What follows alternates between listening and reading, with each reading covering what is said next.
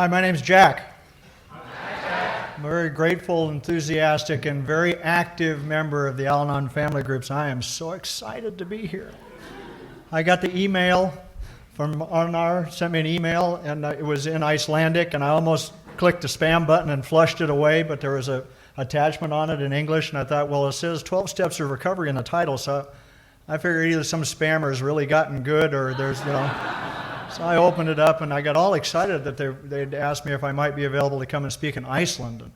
And we corresponded back and forth, and we said we were able to arrange a date, and I was getting pretty full of myself. I've never spoken out of the country before. I'm going to Iceland, I talked to my friend Ajit. I says, Ajit speaks a little bit, and I speak a little around the country. I said, Ajit, guess what? I'm going to Iceland. Ajit says, oh, you got that email too?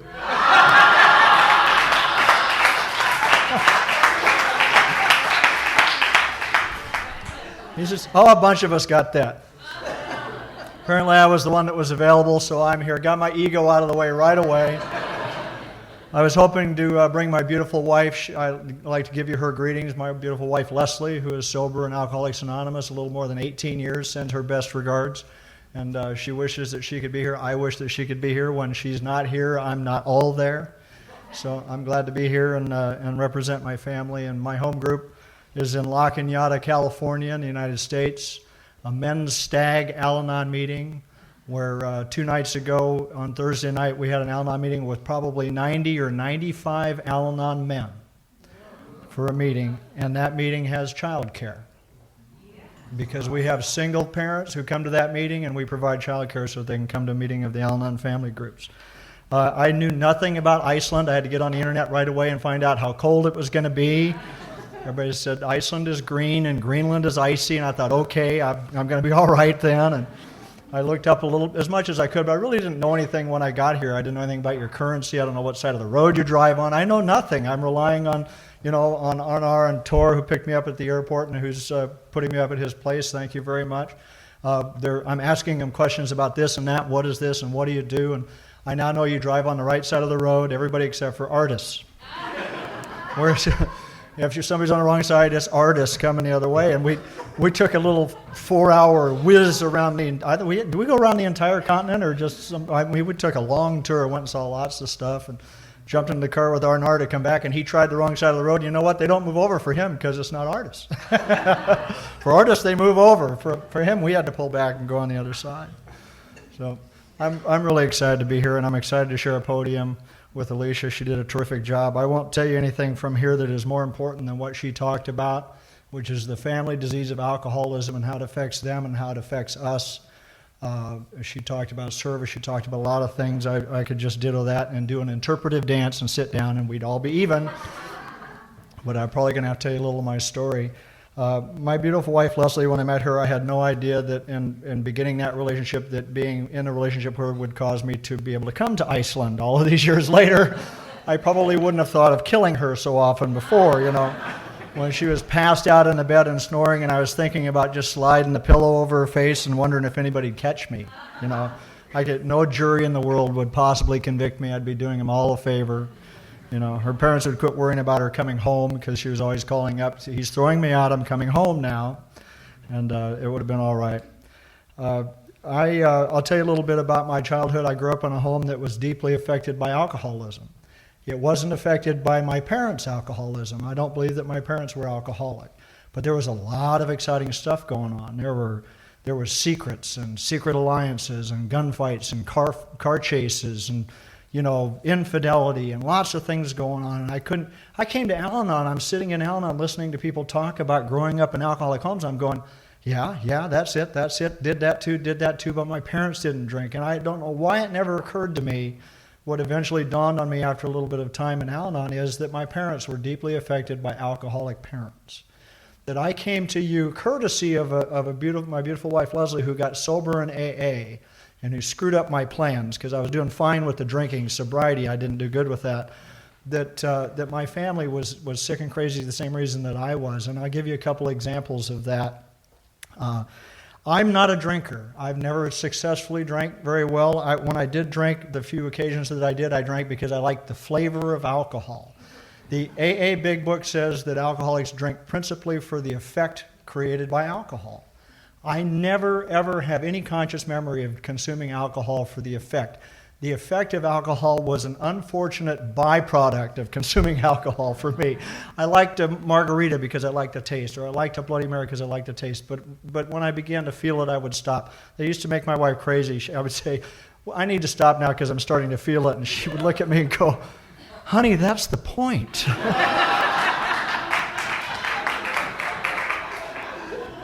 When she first came to live with me, we'd pour a glass of wine. I'd pour a little tiny goblet, about half the size of one of those, and I might drink half of that and leave some.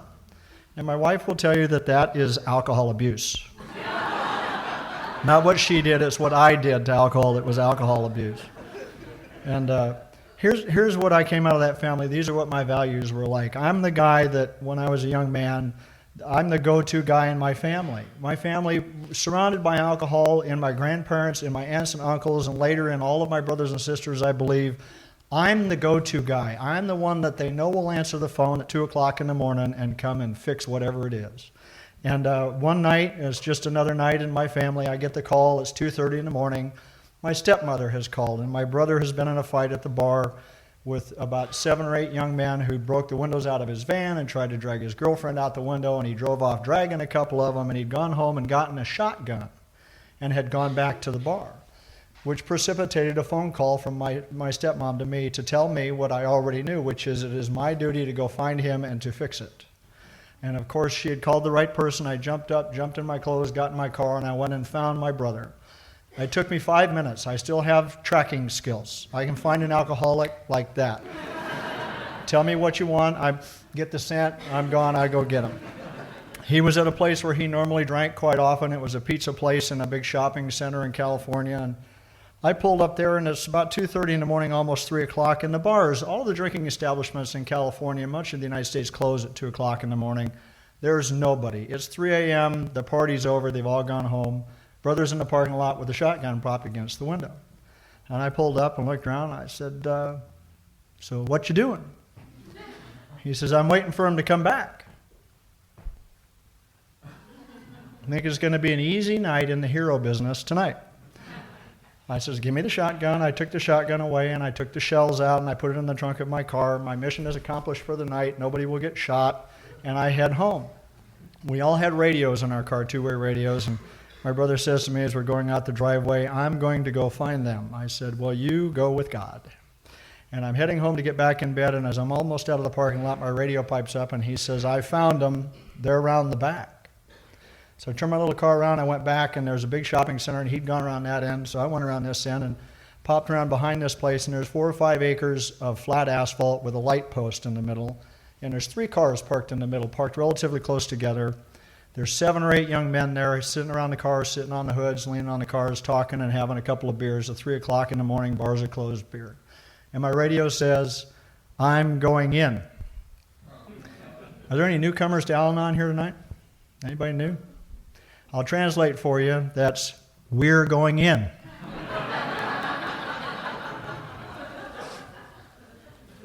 So brother's coming from that side, I'm coming from this side. We got all 8 of them surrounded. Nobody gets away. And I'm going in there. I've just gotten out of bed. I haven't been drinking. I'm not intoxicated, and I'm not anesthetized. If something happens tonight and I get beat up or hurt, I'm going to feel it and remember all of it. Brother's been in the bar till it closed. He will feel nothing, and I will have to tell him tomorrow what happened and how he got all those bruises or broken parts that he's got. And I started off in there trying to figure out a way that I might survive the evening. And the plan that I came up with was that I would get going in there fast enough, turn that little car sideways and slide it in sideways. I'd been racing cars since I was 4 years old, and see if I could pin 3 or 4 of those guys between the cars and give me a chance to get out before the ruckus started. And I put that plan into motion. I never gave it a second thought. I didn't think about consequences. I started in there, and I started in pretty fast with my little Mustang, and I got it to the point of no return doing about 70 miles an hour, and I actually had the back end coming around. I pulled the emergency brake and was going in there sideways when my radio piped up one more time and said, I don't think that's them. I'm I'm a pretty good driver, but the windows in that little car filled up full of elbows. I was driving pretty hard to keep from running over anybody, and I managed to go by them without hitting anybody, and I kept going. I didn't slow down, and I exited the parking lot because I did not think it would be advisable to discuss my behavior with these young men. I don't think I could have answered their questions direct or otherwise, and I went home. And it's a very funny story, and it is true, and it was just one of many, many things that I did that were along those same lines. But the reason I tell it is this. When I got out of that bed in that house, I wasn't a 17-year-old kid who doesn't know anything, who's dumb and making bad decisions. I was 22 years old. I was a veteran of the United States Armed Forces, the Marine Corps for 4 years. I had a wife and 2 little children at home.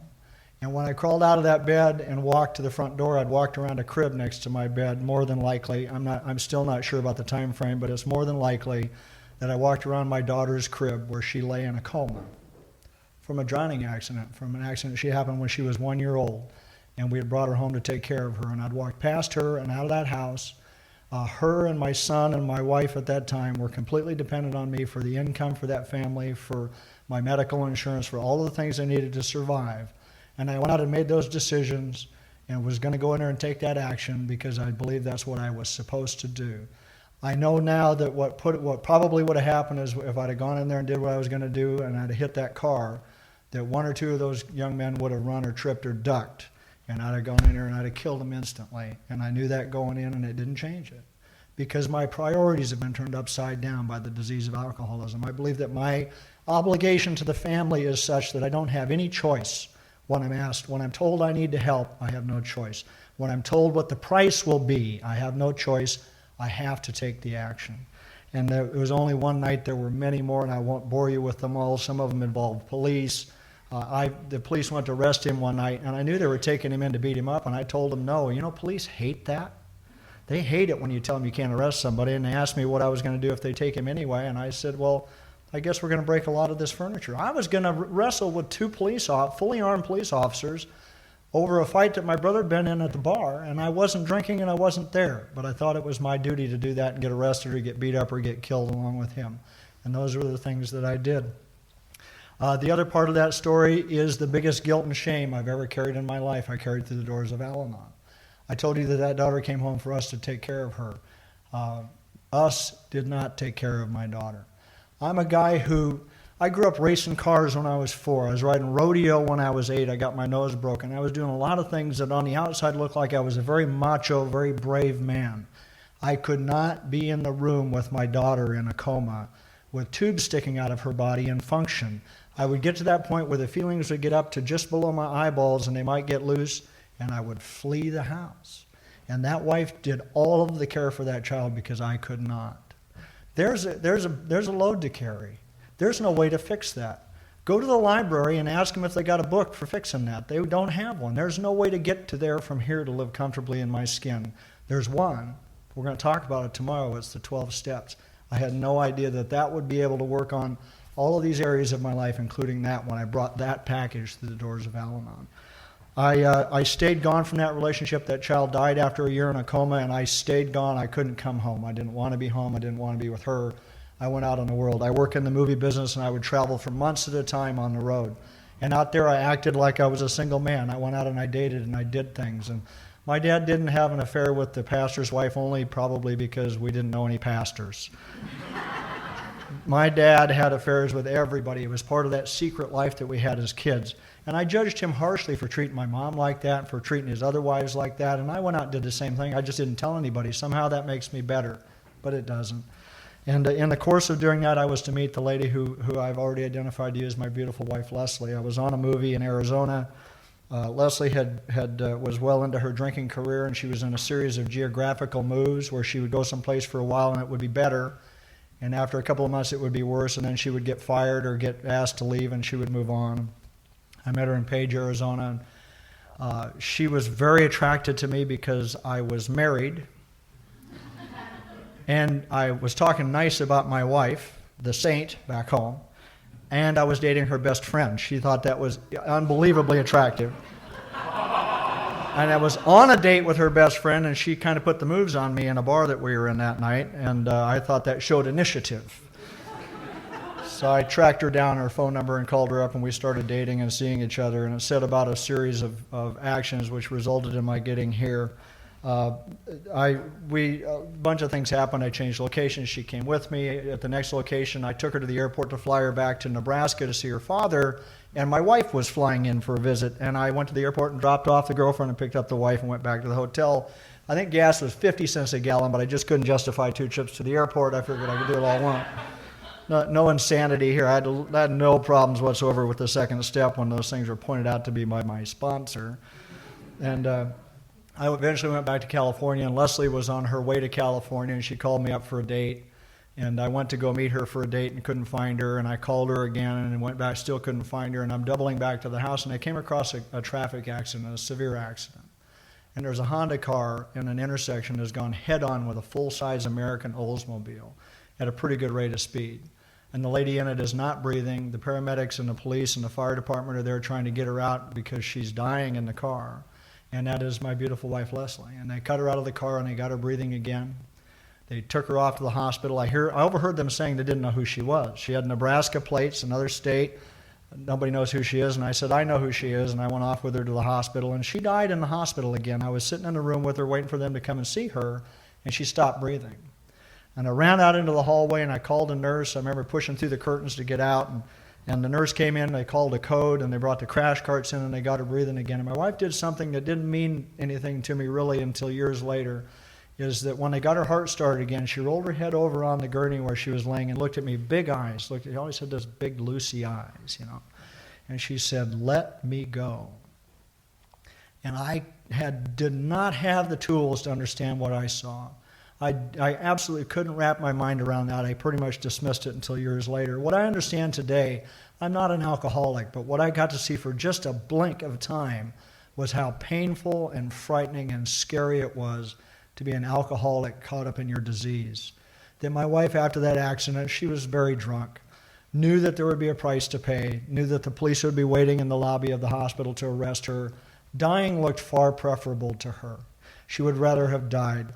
My wife shares about walking into the great white light. She's going down the tunnel and never coming back, and she had an argument with God who said, "Oh, honey, we're not done. You got to go back." She argued. She didn't want to come back. So when she opened her eyes on the table and saw me, I wasn't who she really wanted to see there. That was to be a theme in our relationship for a while after that. And then they threw her out of the hospital. She did not have insurance, and they didn't think they would get paid, and they loaded her in my car. She's died twice. She's got a broken arm. She's got her windpipe is crushed. She can't speak. She's got massive. She took the steering wheel and the windshield. She ate a lot of the dashboard of the car. She can't move. She can't pick her arm off the pillow. And they put a neck brace on her and wheeled her out to my car. And they put her in my car, and the nurse says, "I hope you live near a hospital because she's not doing very well." I thought that was a brilliant bit of insight myself.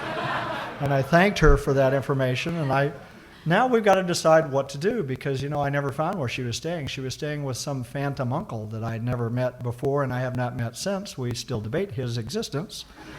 And she doesn't know how to find him anymore either.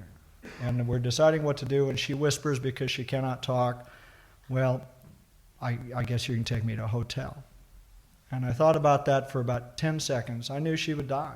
I knew I'd find her. I'd be looking in the paper tomorrow. Some unknown blonde is found dead in a hotel out in Palmdale, California, and I patted her on the hand. They were on the shift knob there. I said, "It's all right, honey. I've got a better idea. I'll just take you home." Did you all forget I got a wife and family at home? That's the key part of the story here. Called that wife up, said, "I'm bringing a friend home." She met us in the driveway. She got Leslie's ankles, and I got her armpits, and we carried her in. And my wife has shared from podiums in AA for over 18 years that I dropped her coming through the door. Might have been a little nervous bringing a girlfriend home to meet the wife and kids for the first time. Later in the bed, you like that way too much, aren't I? Put her in the bed and really waited for her to die. She was very, very badly hurt, and she didn't die, and she began to get better, and it set up 6 months of some very interesting living. This is the point in my talk when I'm at an AA conference where people in the back who come in late think they've accidentally come into the AA meeting, and I did all of this sober. So she begins to get better. She's hobbling around the house. One night I'm having a little bit of wine, and she says, "I'll be having some of that." Now, she hadn't had a drink since the accident, but she'd had a lot of meds. And I said, no, you won't.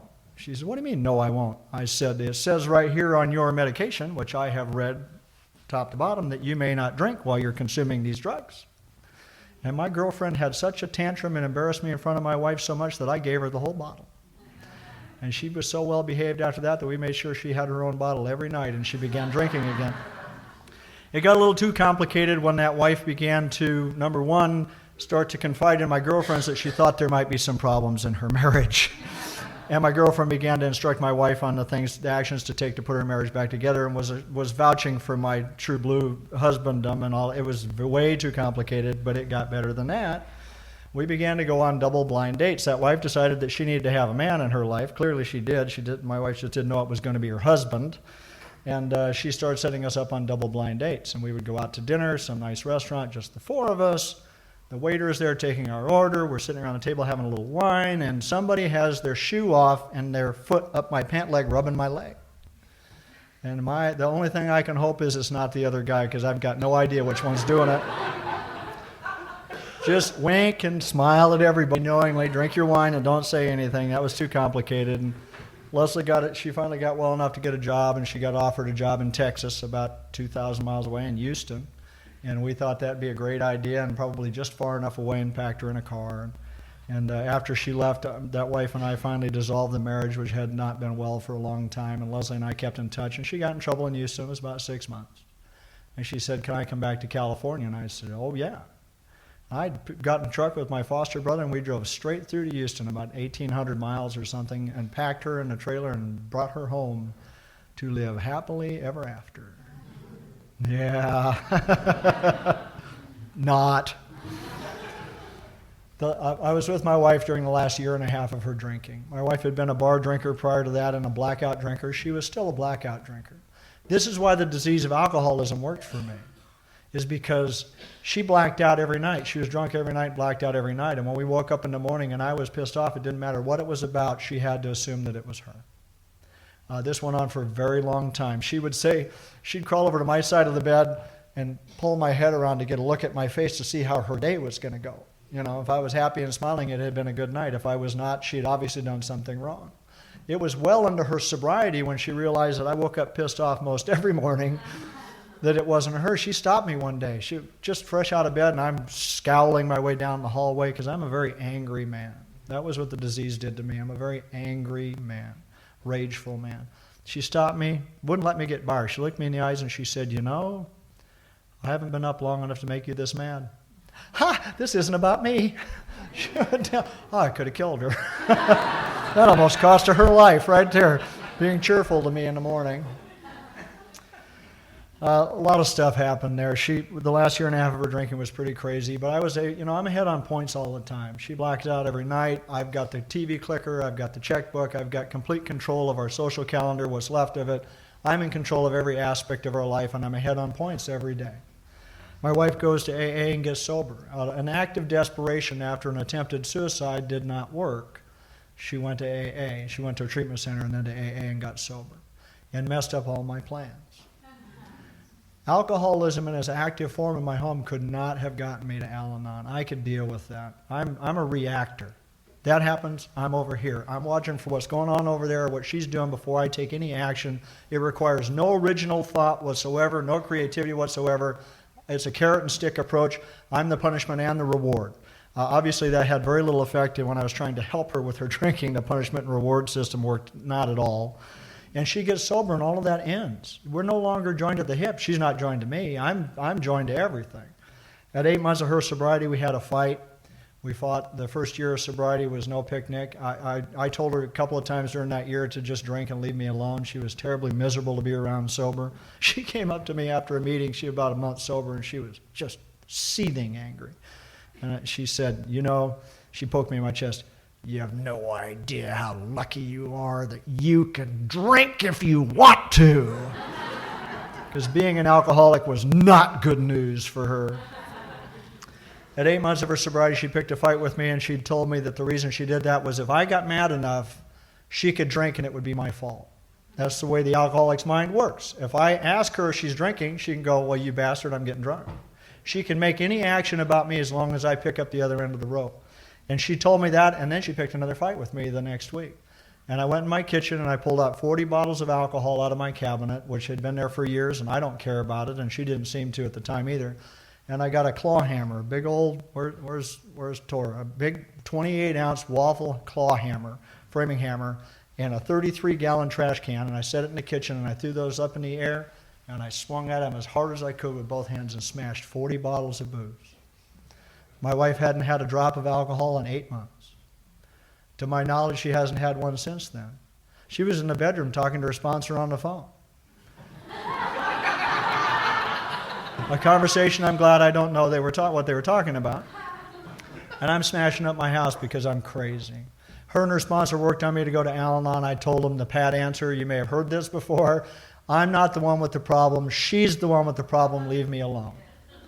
Clearly, I was the one with a much bigger problem. She had an excuse for her behavior. You know, I met her. You know what attracted me to her? A couple of things. One of them was it seemed to me that when you poured in alcohol, her clothes seemed to fall right off. I'm deep, aren't I? She's been sober 18 years. I still can't keep clothes on her. It had nothing to do with the booze. And the other one was this. I'm fresh out of that other marriage. I'm not big on commitment or marriage, and I don't want to do this again. And she tells me that she's been very ill. This is when she's still drinking. And that the doctors have assured her she will never live to be 30 years old. So I did the math. She's 29. I think I can last that long. Come on in. That was 21 years ago. She's still there. I think she was lying to me. Finally, after a year and a half, I go to Al-anon. I went in desperation. My wife had taken me to AA, where I heard the music of recovery in Alcoholics Anonymous from sober alcoholics, where I began to learn about the disease of alcoholism, which I do not have, the only way that I can, from people who do have it. I began to have enough understanding to begin to have compassion and understanding for the alcoholic, and compassion and sympathy for the families, which was to be a critical component later. I wasn't going to let them know I went to Al-anon. I snuck out to my first meeting. I called our central office and had them send me a directory, and I snuck out, and I snuck into that meeting, and it was my worst nightmare come true. It was 8 little blue-haired ladies sitting in a circle. I'm in hell. And I sat in that chair, and those 8 little blue-haired ladies saved my life, and probably my wife's too, and changed everything. I started staying there. That weekend I went to my first meeting. It was to become my home group. I'm an avid road cyclist. I picked a meeting I could ride to, and I would show up there. Now, I want to be anonymous. I've been to AA. Newcomers didn't look too good to me in AA, so I don't want to be new. I don't want you to know I'm even here. I want to be completely anonymous. My problem is I'm going to meetings where there's 40 women and me. And I'm showing up on a bicycle wearing a spandex bicycle suit. A brightly colored spandex bicycle suit. So I would change in street clothes. I'd carry a backpack. I'd get in street clothes. I'd sneak into the meeting first, and I'd be happy and well-adjusted. How are you? I'm fine. I'm fine. We got some words that go with that now, and I won't share them with you. And I'd set up the chairs, and I've been setting the chairs up now for 16 and a half years because I'm the only one that does it right.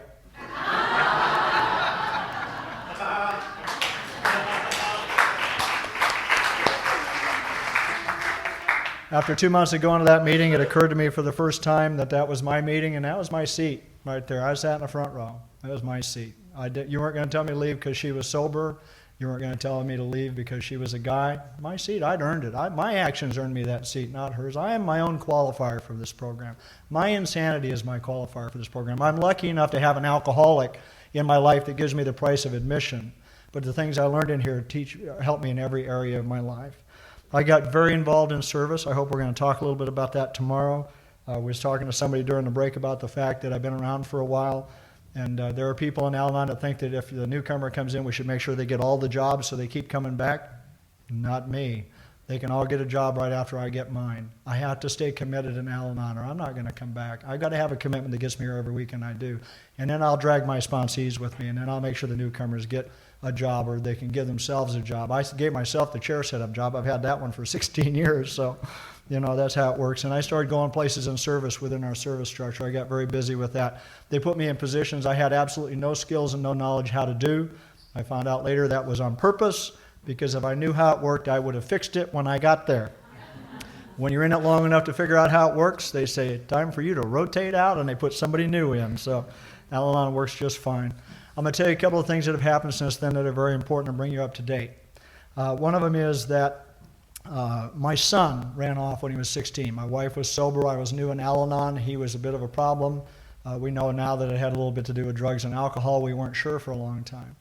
And they had a fight. I was going on the road, and she called me up, and she said he'd been abusive, he'd stolen some stuff, he'd left the house, and she said, I don't know what to do. What do I do? And I said, that's easy. You call the locksmith, and you change the locks on the house. That was a hard decision to make, to put my 15, then 16-year-old son on the street, but it was where he needed to be. He went on a 7 or 8 state tear in the United States. He had wants and warrants in 7 states, and he wound up in Oregon. And we wound up where we didn't really contact each other because he was homeless a lot. And it had a lot to do, we know now, with his drinking. The long and the short of that is that 2.5 years ago, he got sober in Alcoholics Anonymous. I had the great gift of being in town. He lives about 800 miles from me the day that he got sober. And the circumstances I don't have time to tell you. But I got to watch. I'm an observer in that disease. I'm not a participant. I'm not equipped to do AA 12-step work, but I can watch with some interest those who are equipped to do it. And when him and his fiancée told me they had a problem, I directed them to people in Alcoholics Anonymous who had the solutions for them, because I clearly don't. And he had been calling me every night drunk for a long time. He'd call me up, and she's throwing his clothes out of the second-story window again. You know, you're out of here, and out his clothes would go, and he'd call me up drunk. And I never pointed out to him that he was calling me drunk or that might be the problem. I just listened to him because I'm not equipped to help him with that. And it killed me to have the information and not be the only one who cannot share that with him until he was done. And I'm proud to tell you that he's 2.5 years sober in Alcoholics Anonymous, and he's very active in AA. And he's a terrific dad. He's a single dad with a couple of kids, and he's a good dad, and he's got a job, and he takes care of business, and he goes to AA, and he has a sponsor. And he sponsors other guys. And every time we go to a conference somewhere, he's the first one with a commitment when we get there. And I couldn't do that for him. But you know what? He watched my wife and I do that. We couldn't tell him how to do it, but we could show him what it looked like. And we did that for a long time. The bigger part of the story is this. My wife and I sponsor a lot of people in the program. My wife sponsored a woman in AA. And in the 5 years, she was in and out of AA, drunk, sober, drunk, sober, drunk, sober. My wife has never turned away a phone call. They'd call her in the morning, get drunk at night, and she'd take their call the next day. For years, this would happen. And this woman wound up on the street with 4 kids at 29. She has no home, no house, no car, no him, no money, no job. And she calls up and says, you know, I think I'm done now. I need some help. Can you get me some help? My wife said she called around and got her a bed in a halfway house where she could stay for up to 6 months, and she was on her way out of town to speak at a conference. And she asked me if I would go pick her up and take her to this place. And I said, oh, homie, don't do AA 12-step work.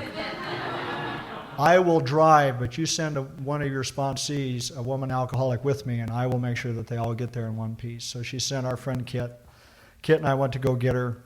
We farmed the kids out to neighbors and relatives and packed her in the car. When we got there, we're knocking on the door. Nobody's answering the door. Now, she thinks I'm coming to get her to take her to this place.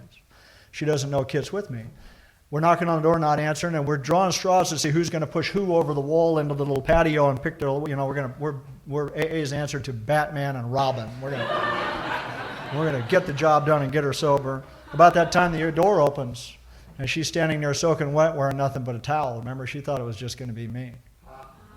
Aha. We'll talk after. And Kit looks at me and she says, so that's why I'm here. And I said, honey, you dress her, I'll pack her, let's go. She took her in and got her dressed, and I packed a few things. We put her in the car, and we picked up a bottle of booze at the next intersection to give her in the back to drink. It's a 2-hour drive to recovery, so she won't jump out on the freeway. Now, that's different 12-step work for an Al-anon like me. And when we got there, she had consumed enough of that bottle that she was completely unconscious. I carried her in and laid her on the bed in this halfway house, and the lady came out with a clipboard to ask her all the questions. She's just another resident of the house. And she's asking her the questions, and she apologized. She says, I know it's silly. I know she's drunk and she's passed out, but we have to ask her the questions whether she answers or not. Went down this whole list of questions, nothing. She got to the last question, and she said, why are you here? And she woke up, this woman woke up for just a moment, and through cracked lips and blood-red eyes, she turned her head and she looked her straight in the eye and she said, because I want to get better. I believed her. I'm going to tell you right now that she hasn't been sober since just a little bit after that, and I still believe her. I believe that she meant exactly what she said. I just believe that she couldn't do it. I believe that when my wife told me that she would not drink again, that she meant that. I believe that when she apologized to me for the things that happened behind the drinking and swore that it would never happen again, that she believed that. But her disease does not allow her the luxury of honoring her word. Because the disease of alcoholism is stronger than good intentions. It says that in our literature. I'll let you go find it. I had to. And I left her there, went home, and something happened with two of the kids. There were 4 children, ages 1, 3, 5, and 11. The 11-year-old was never going to speak to her mom again, ever. I got that kid and I took her to Al-anon. I went with her to an Al-anon conference. If you are a control freak like me, go to an Al-anon conference where the kids are in charge of everything and they do it all wrong. You want spiritual growth? That's where it is. The 3-year-old had to move. She was with a neighbor. She couldn't stay there anymore. My wife came to me and we'd had the talk about kids. As a matter of fact, she got the biological clock thing happening and she was going to leave because I didn't change my mind. I had buried a child. I'd had one rod off. I was not a good dad because I'm selfish and self-centered. It wasn't about me, so I wasn't a good dad. And she nearly left. And we got past that. And then she came to me and she said, well, these kids have got to move. And somebody asked me if I could bring them home. And I said, no, my husband would never allow that. And I said, you know, we've been in recovery long enough that there's nothing I don't think we can discuss. She said, what do you think? Can she come stay with us for a few weeks while her mom gets dried out? And I said, she's very close in age to the 5-year-old. Why don't you bring them both? See, that's not who I am. That's you guys. That's not the idea that occurs to me. Mine is, what about me and what about mine? And I said, bring them both home. It's for a few weeks we can do that. Mom got out of the detox and got drunk. She went to the bar with her husband to celebrate her new sobriety and had a margarita, and they've been gone ever since. And they would call us on one day, and he was going to jail for beating her up, and she was on her way to a halfway house. And the next day, she'd call up and say, he came back, he didn't kill me, we're coming to get the kids. And we finally had to have a good conscience in our home and decide whether we were going to be there to work for the best interest of the mother or the best interest of the children. And that was a very difficult decision to make. Thank God for the 12 traditions. And we decided we needed to do what was right for those kids, and we filed for a guardianship, and then we waited. And after a year of them almost seeing the kids not at all and not seeming to really care, we filed for adoption. And we spent 1.5 years in a court proceeding and an enormous amount of money on a trial. And we were awarded the right a little over 3 years ago now to adopt these 2 little girls who did cartwheels all over the house when they found out because they so wanted to be adopted. They loved where they were. When those kids came to my house at 3 and 5, they already know what drunk is. They know what passed out is. They know that when they wake up in the morning, if somebody's in the kitchen, they've got to get there now and say, I'm hungry, because they won't get fed after drunk happens. They won't get fed after passed out happens. They know what it is when the police come. They know what that means. They know somebody's going to come and take them away. These are things that no 3 and 5-year-old should ever have to know in their lifetime. They knew all of this when they came to us. As a result of those kids coming to us and because of things that happened before, there's been a lot more water under the bridge. The reason my wife is not with us today is that the little one who is now 9, when we got him they were 3 and 5, has got severe emotional problems, not the least of which is that she suffers from fetal alcohol syndrome because mom drank when she was pregnant and she did drugs when she was pregnant with this child, and she has the most severe emotional problems that psychiatrists who are classified as probably the best in the world in the field have said they've never seen a case as severe as this. She spent the last 2 weeks in the hospital. My 9-year-old was taken out of her elementary school in full restraints 2 weeks ago on a gurney to be taken to a psych ward for 2 weeks. And my wife is home because I've been working in Texas for several months and I can't get home doing this by herself. My wife is sober and Alcoholics Anonymous. She would never be able to do this in a million years if she didn't work the kind of program that I aspire to work in my program. And we're on the phone constantly. I brought a phone with me here in case my daughter's home again, but she may have to go again to the hospital maybe today or tomorrow, and I'll check in after the meeting. Having little kids that have been affected by this disease will cause you to have to bring your recovery home from the meeting and home from your phone calls and home from your other relationships. Thank you. And those children being in the house cause us to have to take our recovery up a notch.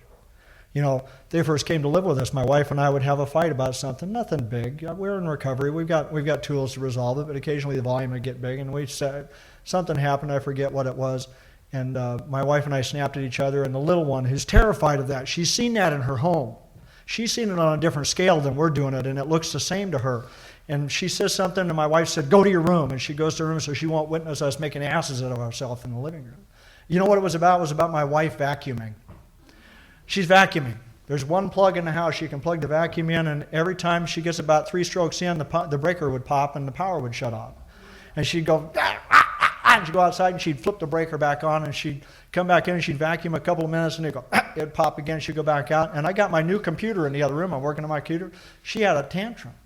She went out to the breaker box and flipped all of them. My computer's going, I come running out, holy crap, what are you doing on the computer and the damn breaker and the stuff? And the little girl comes out and she says, go to your room. About 5 minutes later, this child doesn't know what this is about. She comes out and comes to my office. She's been sent to her room. She's under fear of penalty of death if she comes out, right? She comes to my office. She has no idea what the fight was about, and she's crying. She says, Daddy, Mommy doesn't mean it. Because she's desperate to have that not happen again in her new house. And we had to bring our recovery to another level. My wife would tell me when we were doing this thing with the kids, when her clock got going, she would say, you know, you've been in recovery a while, you'd be a good dad. I say, I don't want to know. I'm not interested in finding out. I did it poorly. It wasn't a good memory for me. It wasn't good for me. I'm not going to do it. And I'm going to tell you right now that because of Al-anon and Alcoholics Anonymous, we're good parents. We're damn good parents. We've fought hard for these kids to get them the education that they need and get them the help that they need. The bright part of the story is that the older one, the one that was 5, is 11 now. 3.5 years ago, she has problems too. She was functionally illiterate. We got her the help that she needs. That child is a reading machine. She's a real thing, straight A student across the board, top of her class, every report card. Student of the year for 2 years in a row at her school. She reads 3 to 5 books a week because we got her the help that she needs, you know. We would look at it and say that we've done something wrong because the little one hasn't done well. But you know what? We've done as good a job as we can do, and we may not be enough for these kids. This little one may have to go off to residential care. That's what we're looking to get her some help now because we've been told by the experts, by people who know that we're not enough to do it all. And it kills me, and I'll tell you why. This is very important. I came here with an ego the size of the outdoors and self-esteem under the table. That sounds like it doesn't work together, but believe me, those things are not mutually exclusive. The application of the principles of this program get my ego down to right size. My ego, on a good day, I'm the same size as my wife and the rest of you. On a bad day, we do one of these, whichever way. I'm either not enough or she's not enough or whatever. And I looked that child in the eyes after I adopted her, and I said, no matter what happens, you never have to leave. And she's going to go away to residential. I'm going to have to look her in the eyes and say, I'm doing this, honey, because I love you. And because of my ego, they're going to have armed guards there to take me away. Because I'm not going to want to leave. And I know that's my ego. I know that it doesn't serve me. It doesn't work in my best interest. If my head didn't need me to get around, it would have killed me a long time ago. And I rely on you guys to keep me the right size in all of my relationships. And I'm very humbled to have been asked to be your speaker here this year and to share a podium with Alicia. And thank you so much for your hospitality.